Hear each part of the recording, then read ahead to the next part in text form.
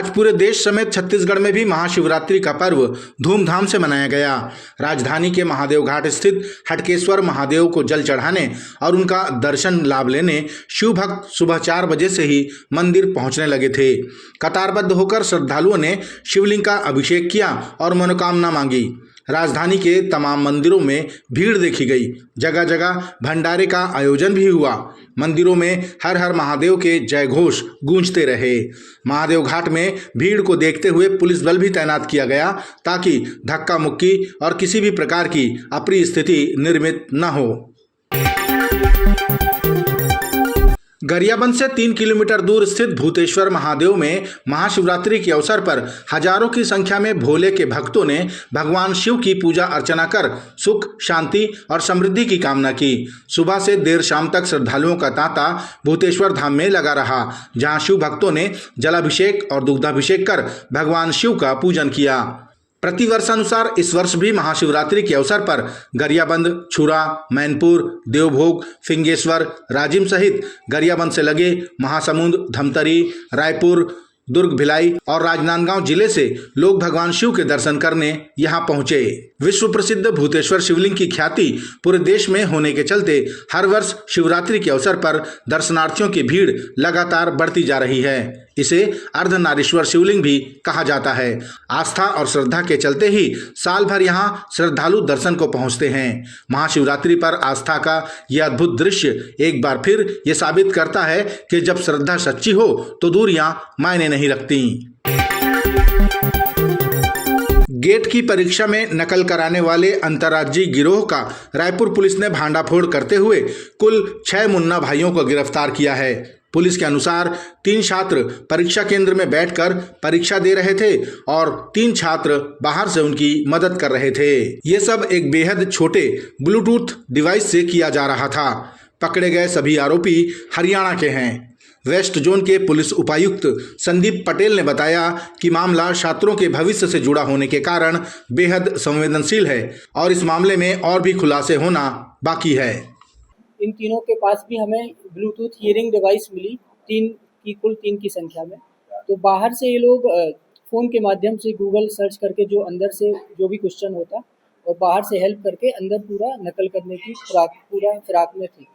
ये उसके पहले कि हमको पता चल गया था, तो हमने इन 6 लोगों को अरेस्ट किया और इनके विरुद्ध जो वैधानिक धाराएँ हैं, जैसे लोक परीक्षा अनुचित निवारण अधिनियम 318 BNS और IT एक्ट में FIR दर्ज करके इन 6 लोगों को अरेस्ट किया है।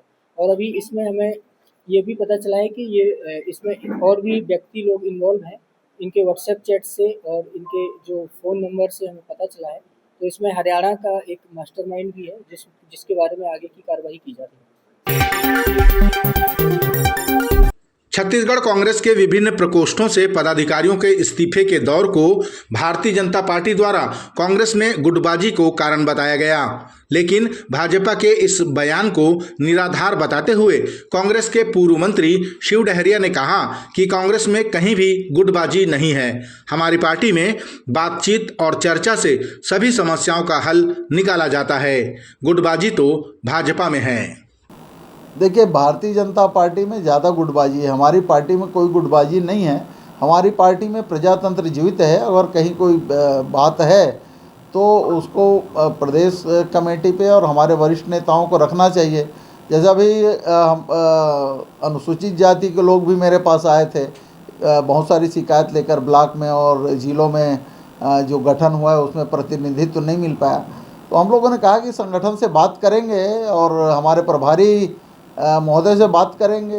तो वो बात अभी निपट गया है और चर्चा करेंगे। चर्चा और बातचीत ही मुख्य जरिया है इसका, और बातचीत करना चाहिए। कुछ दिक्कतें हैं तो, और उसके बाद उनका निराकरण होगा। जगदलपुर में एक कार से शव बरामद होने के बाद इलाके में सनसनी फैल गई। स्थानीय लोगों की सूचना पर मौके में पहुंची पुलिस ने शव को पोस्टमार्टम के लिए भिजवा दिया। पुलिस ने मृतक की पहचान शोभाराम देहारी के रूप में की, जो छत्तीसगढ़ मेडिकल सर्विसेज कॉर्पोरेशन में SDO के पद पर कार्यरत है। मृतक मूलतः बालोद जिले का निवासी है, लेकिन कुछ समय से वृंदावन कॉलोनी जगदलपुर में निवास कर रहा था। फिलहाल मौत का कारण हार्ट अटैक बताया जा रहा है। बोधघाट थाना को सूचना मिली कि एक व्यक्ति की लाश कार के अंदर पड़ा हुआ है, जिस पर पुलिस जाकर के मौके पे तफ्तीश की तो उक्त व्यक्ति शोभाराम देहारी जो कि 43 इयर्स का है, बालोद का रहने वाला है और अभी सीएमएससी में एसडीओ के पद पर जगदलपुर में पदस्थ है। इनके परिवार को सूचना दिया गया है। प्रथम दृष्टया ऐसा प्रतीत हो रहा है कि हृदय गति रुकने से उनकी मृत्यु हुई है। बॉडी के पीएम होने के पश्चात और पुष्ट खबरें आपको बताई जाएंगी। राजिम कुंभ कल्प 2026 में इस वर्ष कई तरह की अव्यवस्थाएं सामने आई। महोत्सव के पहले दिन माघ पूर्णिमा के स्नान के स्थान पर गंदगियां, फिर सांस्कृतिक कार्यक्रमों के दौरान जनप्रतिनिधियों के लिए भोजन की व्यवस्था का न होना कहीं न कहीं प्रशासनिक लापरवाही को उजागर करता है। अब रायपुर के संत समाज ने भी राजिम कुंभ कल्प में रायपुर के मठ मंदिरों के साधु संतों की उपेक्षा का आरोप लगाया है। रायपुर के विरंची नारायण मंदिर के महंत देवदास जी ने बताया कि साधु संतों की सूची से उनका और महंत वेद प्रकाश जी, संत नीराहारी महाराज, किन्नर अखाड़ा की महामंडलेश्वर सौम्या मां का नाम काट दिया गया है। संत समाज ने दुख व्यक्त करते हुए इसे साधु संतों का अपमान बताया और इस कृत्य में शामिल अधिकारियों के खिलाफ कार्रवाई की मांग की।